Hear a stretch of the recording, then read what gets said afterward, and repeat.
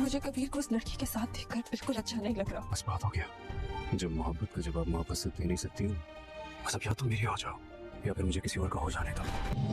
तुम क्या करना चाह रही हो? किस हक से मेरे बेटे के साथ गई थी?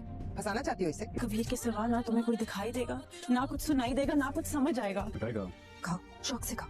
तुम्हारा रिश्ता जो ढूंढा जा रहा है। मेरी शादी हो रही है। देख रही हो कैसे अपनी माँ के आगे खड़ा हो गया तुम्हारे लिए। उतने दिन की बातों से क्यों नहीं बता देती? जो होगा वो देखा जाएगा। देखो, तुम भी देखो, ये कबीर है ना? लड़की कौन थी इसके साथ? ये बेसुकूनी क्यों नहीं जा रही? हाँ, तुम्हारा रिश्ता पक्का हो गया और तुमने मुझे बताया भी नहीं। मैं लेकर गया था इसे शॉपिंग कराने।